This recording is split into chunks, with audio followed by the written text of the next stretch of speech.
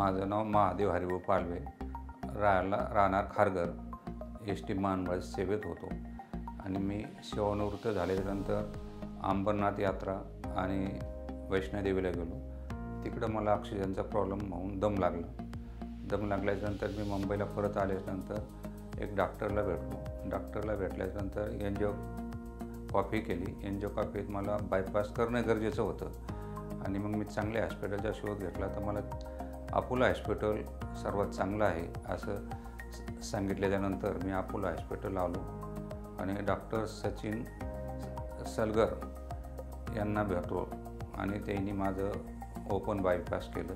Open bypass एवढं चांगलं झालं आणि त्या ऑपरेशनच्या कालावधीनंतर बी स्वतः डॉक्टरनी माझी चांगली काळजी घेतली. स्वतः पट्टीपासून गोळ्या स्वतः दिल्या आणि त्यानंतर मी 6 महिन्यांनी स्वतः गाडी चालवत भीमाशंकर आणि शिवनेरी गेलो. शिवनेरीवर स्वतः चढलो, खाली उतरलो. परत लेनेंद्रियात जवळच तिथं 350 पायऱ्यात चढणे आणि उतारणे म्हणजे एकूण 700 पायऱ्यात त्यात चढ उतार केला. मला पुढेही दम लागलेला नाही आणि आज मी स्वतः इतका ठणठणीत आहे का मला काही अडचण नाही, काही प्रॉब्लेम नाही. त्यामुळं डॉक्टर सचिननी मराठीत आम्हाला इतकं समजून सांगितलं आणि त्याच्यामुळे माझ्या विल पॉवर वाढले.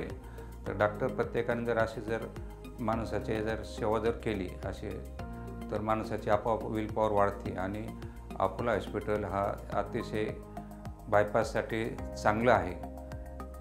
In current era, bypass surgery has become a well-established and routinely performed safe surgery. Life after bypass surgery can be full and active.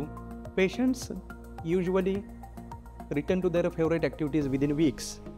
I am thrilled to share with you an inspiring story of my patient Mr. Mahadev Palve, who underwent bypass surgery a few months ago.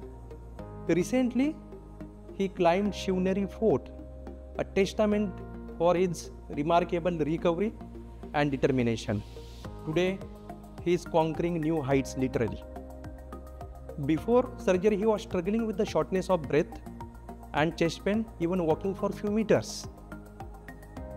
After bypass surgery, now he is enjoying all his daily activities and even pushing himself to the new limits.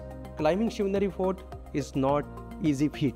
With modern technology and techniques available, we are delivering excellent clinical outcomes with improvement in the quality of life post bypass surgery.